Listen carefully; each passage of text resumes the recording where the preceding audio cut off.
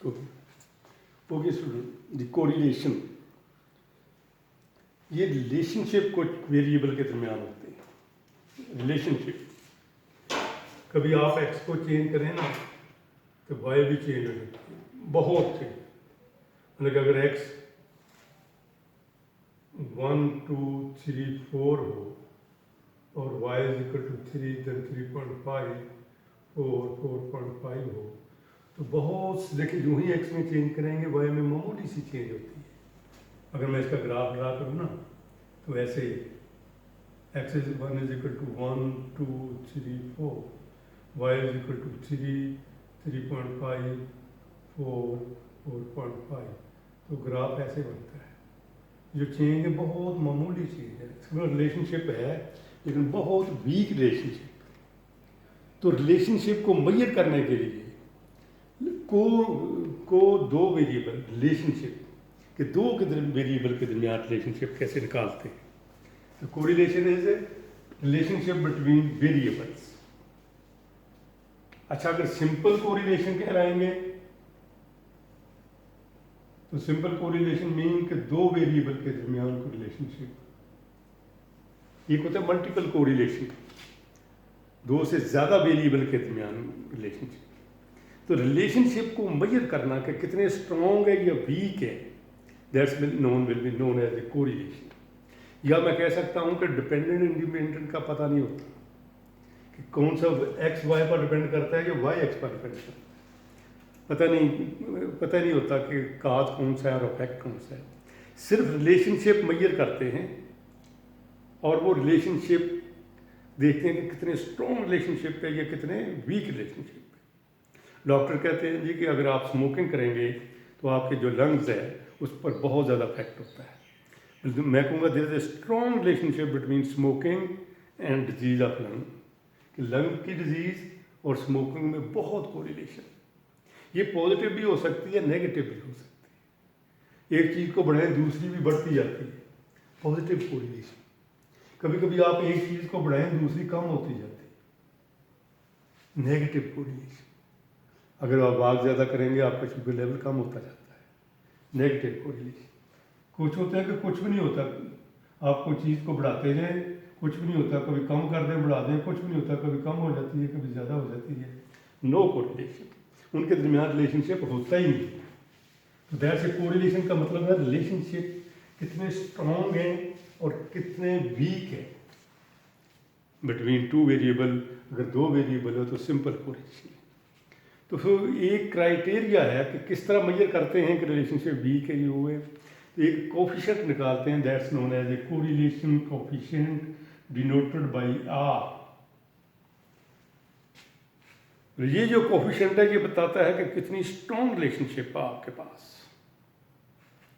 तो correlation coefficient is a criteria which measures the relationship between the variables, and the formula for the correlation coefficient denoted by R is equal to summation x minus x bar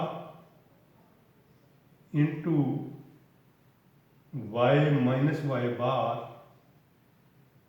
all divided by summation x minus x bar का square multiplicate with summation y minus y bar का square, इसका भी under root इसका भी under root. This is a formula for the correlation coefficient. और ये क्या major करता है, ये बताता है कि दो वेरिएबल के दरमियान कितना रिलेशनशिप है। और इसकी जो रेंज है आर है, इसकी मतलब रेंज का मतलब ये किस, इसकी वैल्यू कहाँ से कहाँ तक हो सकती है। इसकी वैल्यू -1 से +1 तक हो सकती है। ये कभी -1 से कम नहीं होगा, कभी 1 से ज़्यादा नहीं आएगी वैल्यू। कभी भी किसी भी डेटा की कोरिलेशन कोएफिशिएंट निकालें, ये -1 से कम नहीं होनी और ये 1 से ज़्यादा नहीं। अगर R 0 है तो कोई कोरिलेशन नहीं होती, कोई रिलेशनशिप नहीं होती। मैं कह सकता हूँ कि वो इंडिपेंडेंट होते हैं, वो डिपेंड कर ही नहीं होते। लेकिन अगर यूं ही इधर आप मूव करें 0 से 1 की तरफ ऐसे, तो पॉजिटिव कोरिलेशन। आप इधर को मूव करें, it is A negative correlation. और जो डायरेक्शन है वो बताती है पॉजिटिव कि 0 से अगर ग्रेटर देन 0 है तो पॉजिटिव कोरिलेशन, अगर लेस देन 0 है तो नेगेटिव कोरिलेशन।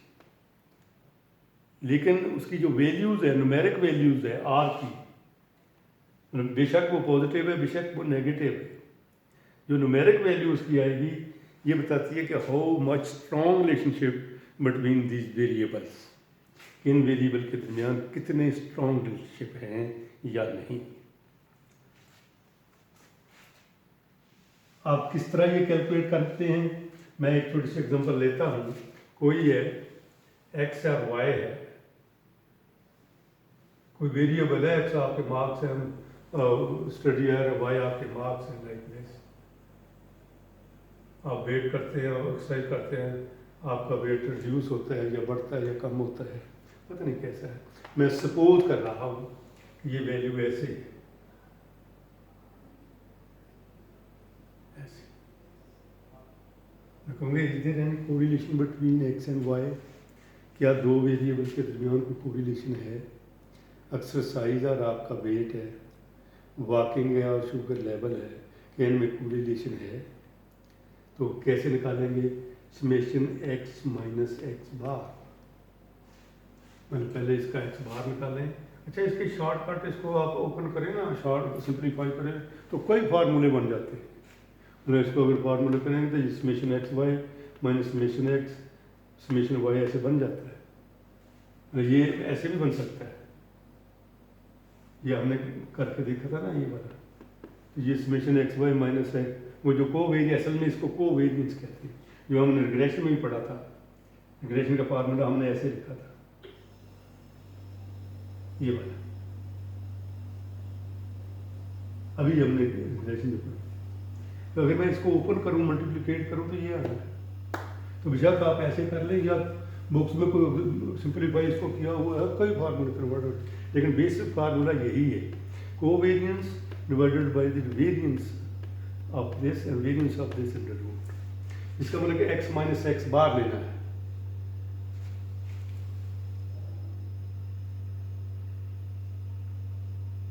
एक्स बार मीन कैलकुलेट कर ले, 4 3 7 2 9 1 10 divided by 4 is equal to 2.5। तो x minus this 1 minus 4.5, mean इसका क्या आ जाएगा, सॉरी 4 नहीं आना, mean 4 3 7 2 9 1 10 divided by 4 2.5 x bar, ये बना। देन फिर 2 minus 2.5, then 3 minus 2.5, then 4 minus 2.5, that is equal to minus 1 से करेंगे तो क्या आ जाएगा, 1 माइनस 1.5,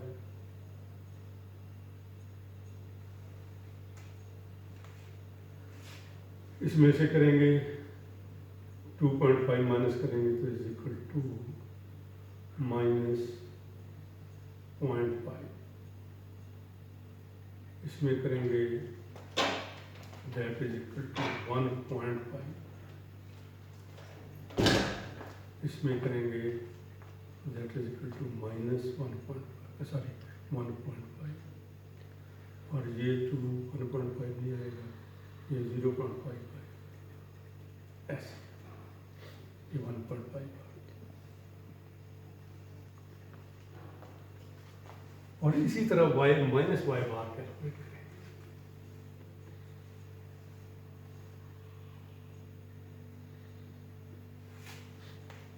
छः 3 9 5 4 9 9 18 3 22 6 3 9 5 14 18 9 14 18 4 5 9 9 6 15 15 18 डिवाइडेड बाई 4 4 भी 4.5, तो 4 minus 4.5, then 5 minus 4.5 then 3 minus 4.5, then 6 minus 4.5.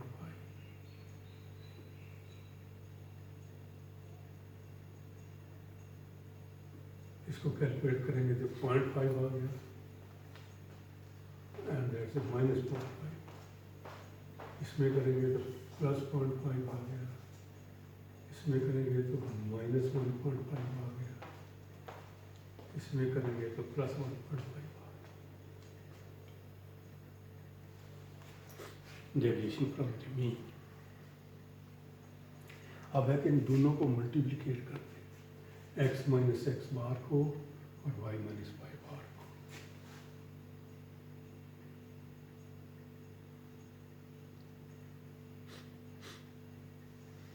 ऐसे 0.5 को 1.5 से मल्टीप्लिकेट कर दो, माइनस और माइनस प्लस आ जाएगा. Minus 1.5 मल्टीप्लिकेट with 0.5.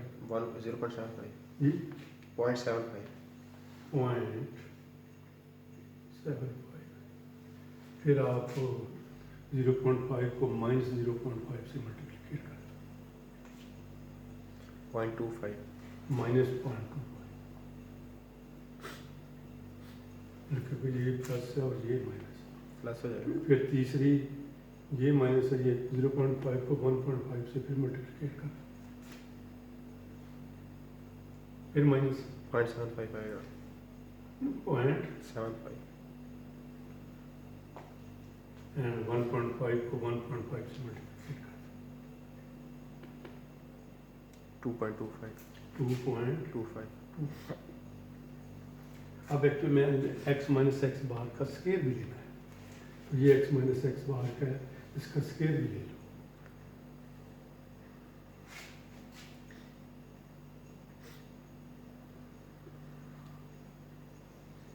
इस 1.5 का स्केयर 2.75 या 2.25 आ जाएगा सर. 2.25. जी. फिर 0.25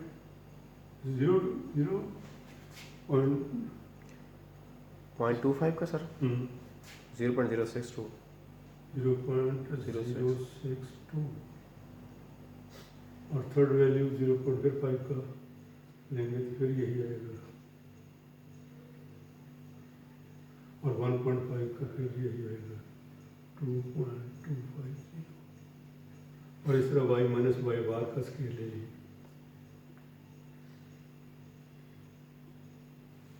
0.5 का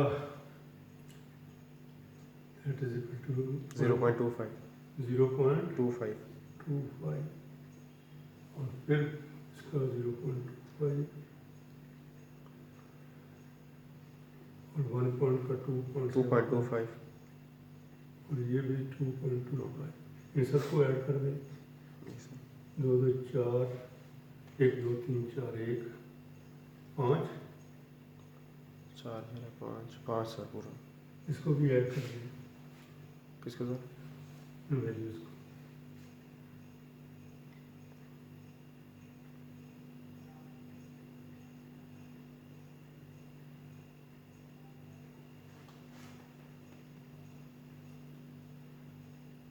$4.62. 4.6. अब ये फार्मूले में पुट करते हैं. R is equal to summation x, मैंने ये इसको ऐड, इसको भी ऐड कर. ओके स्टूडेंट्स, तो formula for the correlation coefficient R is equal to this. मैंने कहा कि बुक्स में देखेंगे इसके कई फार्मूले हैं, इसी को सिंप्लीफाई करके बेसिक फार्मूला यही है, covariance divided by the variance of individuals. तो सो मैं एक एग्जांपल ली थी. Let's suppose this is x and this is y. हम देखना कहते हैं is there any correlation between this, क्या ये डिपेंड करता है एक दूसरे पर. अगर वो डिपेंड करते हैं तो वो कितने स्ट्रॉन्ग हैं, रिलेशनशिप कितनी स्ट्रॉन्ग है, किस तरह मेजर करते हैं कोरिलेशन कोएफिशिएंट से, R से. तो क्या किया मैंने, x माइनस एक्स बार कैलकुलेट कर लिया, और फिर मैंने y माइनस वाई बार कैलकुलेट कर लिया, फिर मैंने x माइनस एक्स बार का स्केयर ले लिया, y माइनस वाई बार का स्केयर ले लिया. इस तरह करके मैंने इस्टीमेशन, फिर इनको प्रोडक्ट किया, x minus x bar into Y minus Y बार, x माइनस एक्स बार को y माइनस वाई बार से जो प्रोडक्ट किया और फिर उनको प्लस माइनस किया और इट इज इक्वल टू 2। फिर मैंने इसका इस कॉलम का स्केयर लिया, उसको सम किया, फिर इसका स्केयर लिया, y माइनस वाई बार का स्केयर लिया, उसको सम किया और फार्मूला मैंने पुट कर दिया। फार्मूला पुट करने के बाद r की वैल्यू मेरी 0.419 आई और मैंने आपको अभी बताया था कि जो r की वैल्यू रेंज है r की, ये 0 टू -1 टू +1 के दरमियान आ रही है कभी भी, ये -1 से +1 तक है। मैंने कहा था कि अगर 0 से ज़्यादा हो तो ये पॉजिटिव कोरिलेशन है। अब ये एक्स वाई में पॉजिटिव कोरिलेशन है, आपकी हाइट और वेट में पॉजिटिव कोरिलेशन है कि जिन लोगों की हाइट ज़्यादा होती है उनका वेट भी ज़्यादा हो जाता है। आपके मार्क्स में और स्टडी आर में पॉजिटिव कोरिलेशन है। तो मेरी वैल्यू 0.419 निकली, greater than this, it's mean कि it is a positive correlation.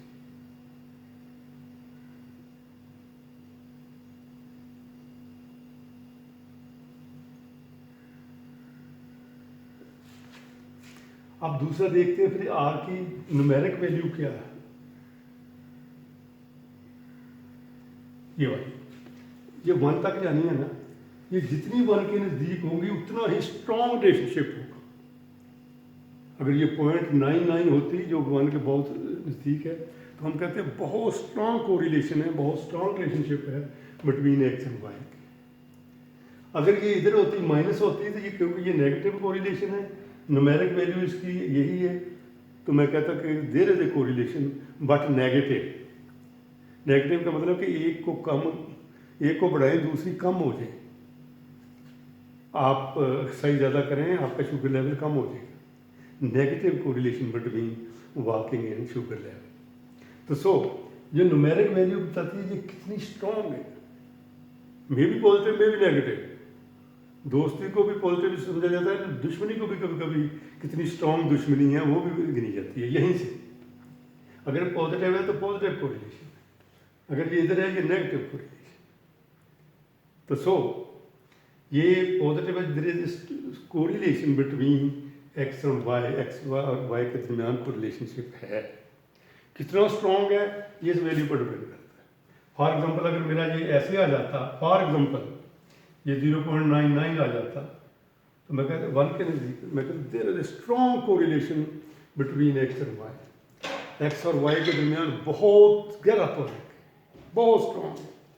आपकी मेहनत और आपके स्टडी आप पर बहुत ज़्यादा स्ट्रेन रिलेशनशिप है। लेकिन अगर ये नेगेटिव होती तो बहुत स्ट्रॉन्ग रिलेशनशिप है, क्योंकि न्यूमेरिक वैल्यू जो बता रही है कि बहुत स्ट्रॉन्ग रिलेशनशिप है। नेगेटिव है, नेगेटिव का मतलब कि ये अगर एक चीज़ को बढ़ाएं दूसरी कम होती है, या एक को कम करें दूसरी बढ़ जाती है। कहते हैं नेगेटिव इज स्ट्रॉन्ग कोरिलेशन है, लेकिन नेगेटिव है। लेकिन अगर ये 0 हो जाए तो कहते हैं देयर इज नो कोरिलेशन, इनके दरमियान कोई रिलेशनशिप नहीं है, दोनों इंडिपेंडेंट।